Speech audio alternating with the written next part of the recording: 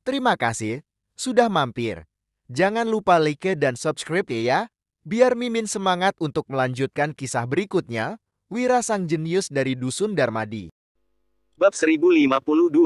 Prabu pun tersenyum sinis. Dia mengelus dagunya dan berkata dengan suara berat.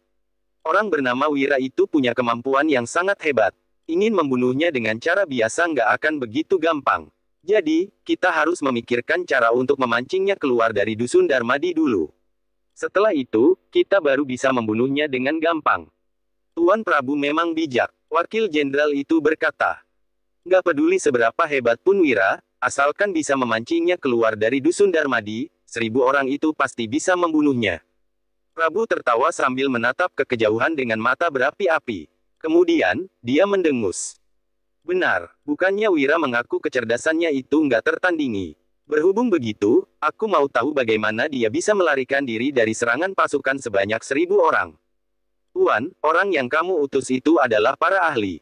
Begitu mereka bertemu dengan Wira, Wira pasti akan mati. Jawab Wakil Jenderal itu. Kemudian, kedua orang itu saling memandang dan tertawa. Prabu terlihat sangat bangga. Apa Wira benar-benar merasa dirinya bisa menyelesaikan semua masalah? Aku rasa dia sangat konyol. Bukannya pada akhirnya dia tetap mati di tanganku. Prabu menunjukkan ekspresi meremehkan, lalu melanjutkan dengan dingin. Sayangnya, kita masih belum tahu cara pembuatan barang-barang yang diciptakannya itu. Kalau bisa mendapatkan jawaban itu darinya sebelum dia mati, mungkin saja kita bisa mendapatkan keuntungan dari jalur dagang yang dia kembangkan itu. Setelah mendengar ucapan Prabu, Wakil Jenderal itu langsung bersemangat. Dia memberi hormat pada Prabu, lalu berkata, Aku mengerti, Tuan Prabu, aku akan menyuruh sekelompok orang itu mendapatkan jawabannya dari Wira. Tepat pada saat Wakil Jenderal itu hendak meninggalkan tenda perang, seorang prajurit yang seluruh tubuhnya berlumuran darah dan bajunya koyak tiba-tiba berlari masuk. Dia tersandung dan jatuh ke lantai dengan terengah-engah. Kemudian, dia berkata dengan ekspresi cemas. Tuan Prabu, gawat. Begitu melihat situasi ini, ekspresi Prabu menjadi suram. Dia menatap prajurit itu dengan marah dan bertanya. Ada apa ini? Kenapa kamu begitu tergesa-gesa? Kalau ada masalah, cepat katakan. Firasat buruk diam-diam merayapi hati Prabu, tetapi dia tetap mempertahankan sikap tenangnya. Prajurit itu terlihat sangat panik dan menjawab dengan ketakutan. Tuan Prabu, kami memang sudah mengadang Wira dan membunuhnya. Tapi, baru kita hendak mengepungnya, dia malah. Malah apa? Tanya Prabu dengan marah sambil menggebrak meja. Kemudian, dia menambahkan lagi. Cepat katakan. Prajurit itu menjawab dengan panik, dia malah tiba-tiba melemparkan sesuatu yang bisa meledakkan beberapa ratus orang sekaligus. Habis itu, kami pun dikelilingi asap. Saat asapnya mereda, kelompok Wira sudah kabur entah kemana. Apa? Prabu merasa sangat terkejut. Situasi macam apa ini? Kenapa Wira bisa membunuh ratusan orang sekaligus? Mana mungkin ada hal seluar biasa itu? Katakan dengan jelas, ada apa ini sebenarnya? Tanya Prabu dengan buru-buru. Prajurit itu sangat ketakutan dan menjawab dengan gugup. Tuan, kami sudah hendak bertindak. Tapi, Wira tiba-tiba melemparkan sesuatu berwarna hitam. Dalam sekejap, benda itu langsung meledak dan menewaskan setengah kelompok kami. Setelah kami tersadar kembali, Wira sudah kabur. Bab 1053. Benda itu mirip petasan, tapi kekuatannya sangat dahsyat. Orang yang terkena ledakan itu akan kehilangan tangan atau kakinya, ada juga yang tubuhnya langsung hancur, jelas prajurit itu dengan sangat ketakutan. Sampai sekarang, dia masih tidak mengerti apa sebenarnya yang sudah terjadi. Apa yang dilemparkan Wira sehingga bisa menimbulkan ledakan yang begitu luar biasa. Setelah mendengar cerita ini, Prabu merasa sangat tercengang. Mampu membunuh ratusan orang dalam sekejap. Bahkan kekuatan panah juga tidak sehebat itu. Apa sebenarnya benda itu? Dari informasi yang Prabu dapatkan, Wira memiliki sebuah senapan yang berbentuk kecil dan indah, tetapi sangat mematikan. Jangan-jangan, Wira telah menciptakan senjata baru yang lebih mengerikan lagi. Prabu benar-benar tidak percaya bahwa Wira adalah orang yang begitu jenius. Wira, ternyata kamu memang sangat mengejutkan. Tapi, kedua provinsi ini sudah dikendalikan oleh anggota-anggotaku. Bandit-banditmu memang cukup hebat. Sayangnya, informasi mereka sudah aku blokir. Dengan adanya pengawasan anggotaku di sekitar, kamu pasti akan mati begitu berani menunjukkan diri. Dengus Prabu. Ekspresinya terlihat sangat menakutkan. Pada saat yang sama, Wira sudah menemukan tempat persembunyian. Prabu tidak mungkin mampu mengawasi seluruh tempat di kedua provinsi ini. Jadi, tempat yang aman masih tetap mudah ditemukan. Kak Wira, apa kamu yakin yang mengincar kita itu keluarga Juwanto? Tanya Danu. Setelah mendengar pertanyaan Danu, Wira pun mengangguk dan menjawab. Tempat ini sangat dekat dengan Provinsi Suntra dan anggota Prabu juga berkumpul di sini. Cuma mereka yang mampu melakukan hal seperti ini. Hanya saja, aku khawatir dia sudah menyerang atau mengendalikan para bandit di dua provinsi ini. Kalau enggak, kita nggak mungkin nggak terima kabar apapun setelah terjadi hal sebesar ini. Para bandit di beberapa provinsi ini sudah bekerja dengan Wira dari dulu. Berhubung tidak ada kabar apapun dari mereka, Wira bisa menebak bahwa mereka seharusnya telah dikendalikan atau diawasi. Wira tidak percaya mereka berkhianat. Jadi, bagaimana ini? Aku khawatir semua pejabat sepanjang perjalanan ini sudah waspada. Kita seharusnya bisa kembali ke Dusun Darmadi dengan selamat. Kalau enggak, kita juga boleh pergi ke Provinsi Lowala untuk keamanan kita, usul Danu. Meskipun tahu bahwa ini adalah cara yang paling aman, Wira tetap menggeleng dan berkata, kita nggak boleh membiarkan jalur dagang kita terputus dengan begitu saja. Berhubung Prabu ingin mencari masalah dengan kita, kita juga nggak boleh membiarkannya menindas kita tanpa berbuat apa-apa. Ini adalah pertama kalinya Wira mengalami kerugian yang begitu besar. Ternyata Prabu memang cukup berkemampuan. Rencana yang dibuat Prabu untuk membunuh Wira ini sangat sederhana hingga Wira tidak bisa menebak ini adalah ulahnya. Namun, cara yang paling sederhana biasanya memang adalah yang paling efektif. Kak Wira, kamu sudah terpikirkan cara untuk menghadapinya? Tanya Danu dengan terkejut setelah mendengar ucapan Wira. Bab 1054. Wira pun tersenyum dan menjawab, biarpun nggak yakin sepenuhnya, aku punya cara untuk membuat Prabu nggak bisa mencari masalah dengan kita lagi. Setelah mendengar jawaban Wira, Danu pun tertawa dan bertanya. Kak Wira, katakanlah, apa yang harus kita lakukan? Wira mengedipkan matanya dan menjawab, mengandalkan orang lain untuk menghabisinya. Begitu mendengar jawaban itu, semua orang pun kebingungan karena tidak mengerti maksud Wira. Namun, Wira hanya tersenyum misterius tanpa menjelaskannya. Pada saat kejadian-kejadian ini berlangsung, Sigra sedang meninggalkan istana sambil tersenyum. Setelah dia pergi, Jihan terlihat sedikit merasa bersalah. Saat ini, Saika berjalan menghampiri Jihan dan bertanya dengan hati-hati. Ratu, Anda benar-benar menyetujuinya. Kalau begitu, bagaimana Pangeran Jeffrey bisa menguasai dunia? Saika yang dari tadi mendengar pembicaraan mereka merasa sangat terkejut setelah mendengar syarat itu. Awalnya, dia merasa Jihan seharusnya tidak akan setuju. Tak disangka, Jihan malah benar-benar menyetujuinya. Saika, apa yang diminta keluarga Barus nggak berlebihan kok. Setelah dunia ini kembali damai, Jeffrey akan diangkat menjadi raja dan bisa hidup mewah. Meskipun kehilangan kuasa atas dunia, dia tetap bisa hidup bebas dan gembira. Apa kamu merasa itu nggak bagus? Tanya Jihan dengan suara yang kecil. Setelah mendengar ucapan Jihan, Saika pun mengedipkan matanya dan menjawab. Ratu, aku tidak bisa berkomentar dalam hal ini. Tapi, apa Anda rela? Saika sangat memahami sifat Jihan. Jihan yang mengingkari janjinya pada Raja Bakir sangatlah tidak sesuai dengan karakternya. Jihan berdesah dan ekspresinya menunjukkan rasa bersalah yang lebih mendalam lagi. Dia menjawab, kamu memahami sifatku dan pasti tahu aku nggak rela. Seperti yang kamu bilang, aku memang nggak akan menyerah. Begitu mendengar jawaban ini, Saika pun tercengang dan berseru. Apa, Anda tidak akan menyerah? Tapi, Anda bukannya sudah setuju? Jangan-jangan. Saika tiba-tiba terpikirkan sesuatu dan terlihat sangat terkejut. Benar, aku hanya berpura-pura setuju. Jadi, aku merasa bersalah pada seniorku dan keluarga Barus, jawab Jihan sambil berdesah.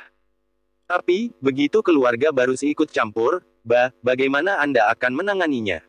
Tanya Saika. Dia khawatir tindakan Jihan kali ini terlalu berbahaya dan Jihan pada akhirnya tidak akan mampu mengendalikan situasinya. Begitu keluarga Barus memasuki istana dan menguasai dunia, mereka mungkin tidak akan bisa disingkirkan dengan semudah itu. Jangan khawatir, aku punya caranya. Hanya saja, cara itu terlalu kejam. Jihan menghela napas dalam-dalam, lalu melanjutkan. Undanglah Yuda kemari. Ada yang mau kubicarakan dengannya.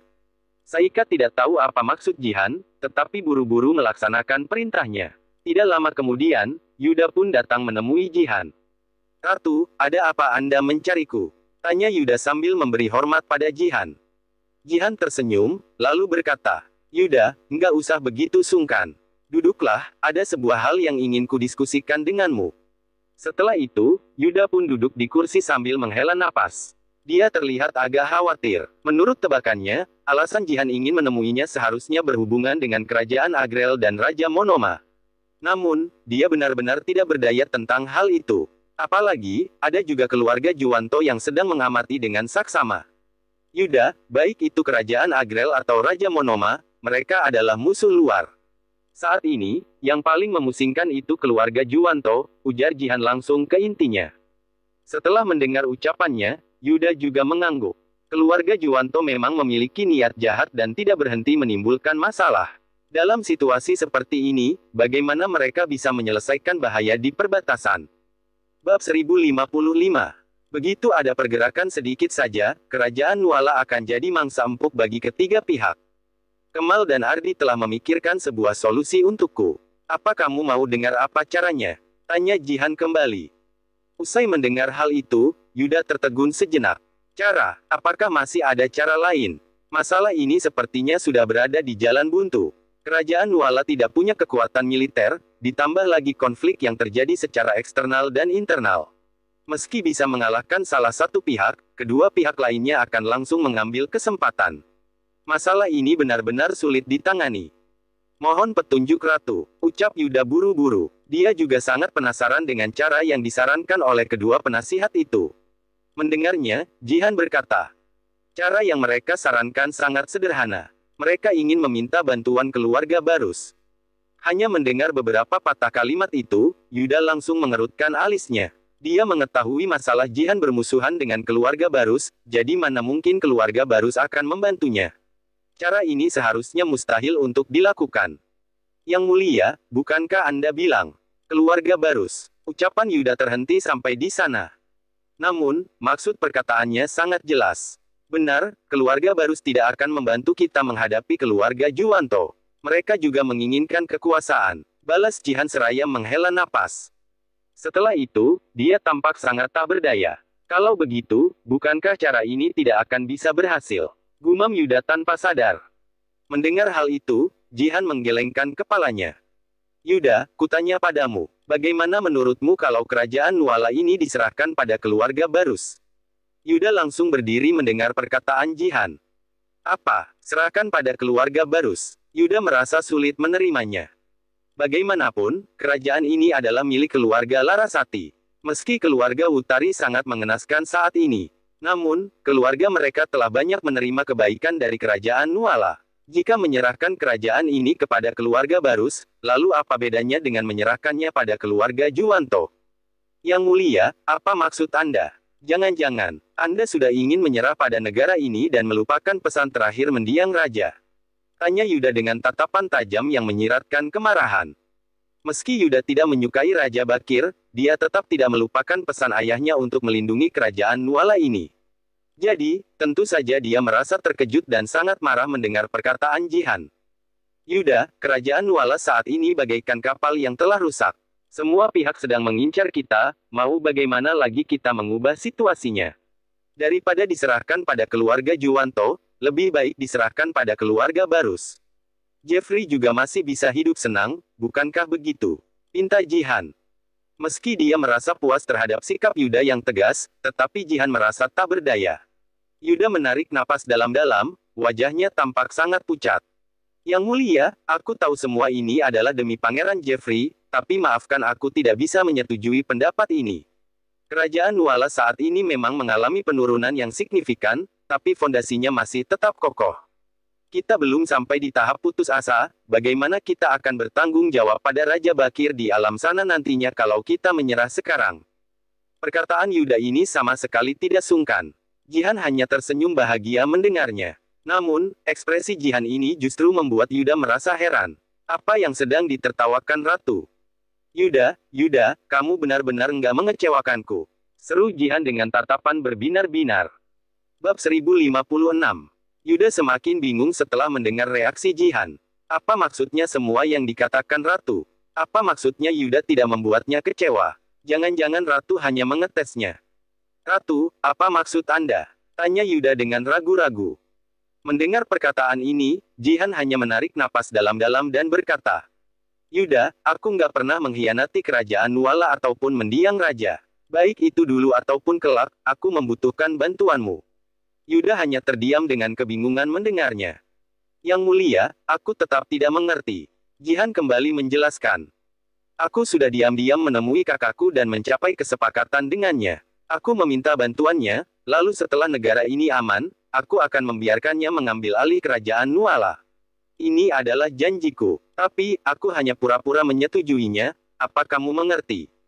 Mendengar penjelasannya, Yuda terkejut. Bukankah ini sama saja dengan mengundang penjahat? Kalau keluarga Barus ikut campur tangan dalam pemerintahan, takutnya kita tidak akan bisa melepaskan diri dari mereka lagi. Ini, ujar Yuda dengan wajah pucat. Jihan juga tentu mengetahui hal ini.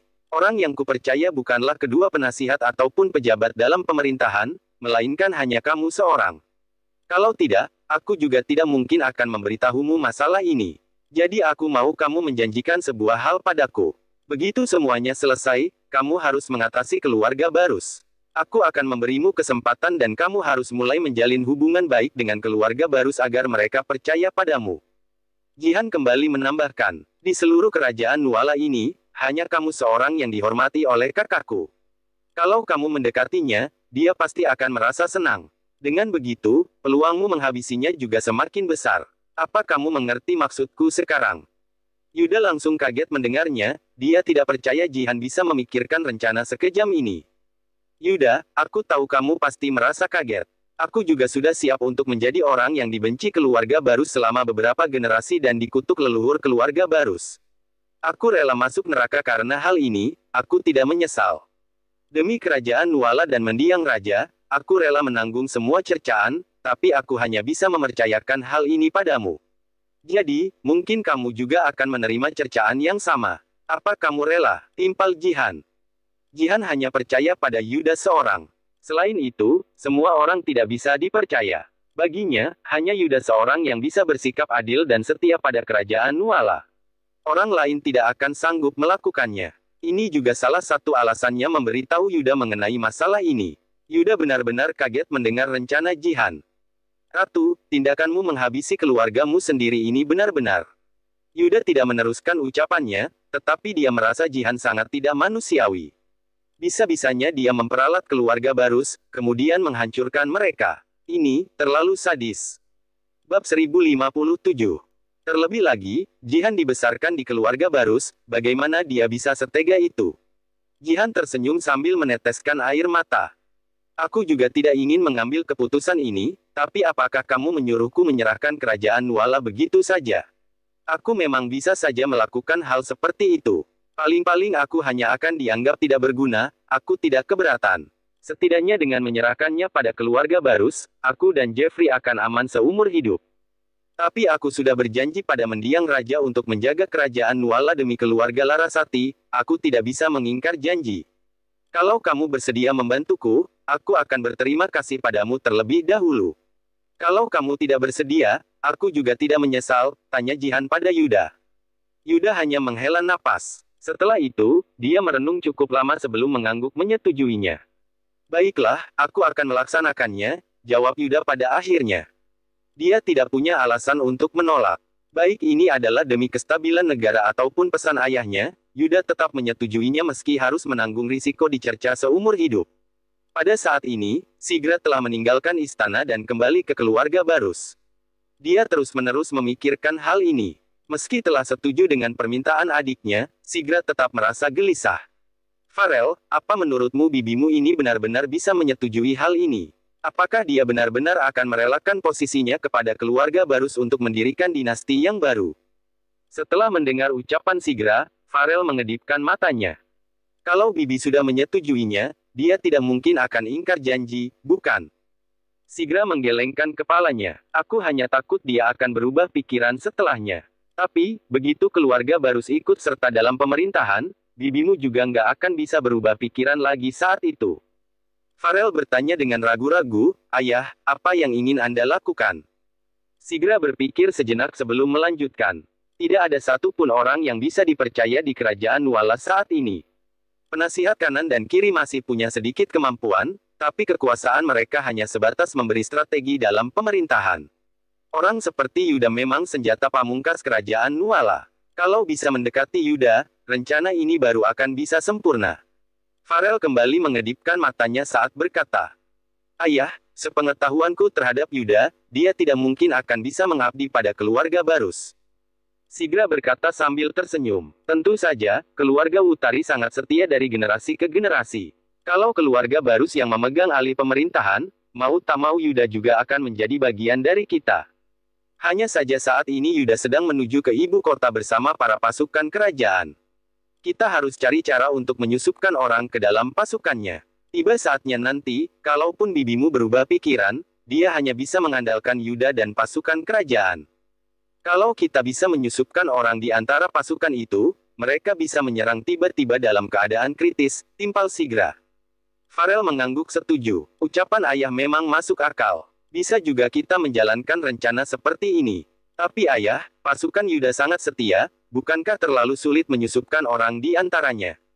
Farel sangat paham terhadap Yuda, tentunya dia juga mengetahui kemampuan Yuda. Jika rencana ini bisa berhasil, tentu tidak akan ada masalah. Namun jika mereka gagal, khawatirnya Yuda akan tersinggung. Ya, memang agak sulit. Tapi kita lakukan pelan-pelan saja. Bibimu juga sudah sepakat sekarang, bukankah kita seharusnya menekan keluarga Juwanto sekarang? Saat mengatakan hal ini, Sigra tersenyum tipis. Tadi aku mendapat kabar bahwa jalur bisnis Wira terputus gara-gara keluarga Juwanto. Jadi dia juga pasti akan turun tangan melawan keluarga Juwanto. Mendengar ucapan ayahnya, Farel tertawa. Orang seperti Wira nggak mungkin akan diam setelah dirugikan. Kalau Prabu memang merusak bisnisnya, Wira pasti akan menghadapinya.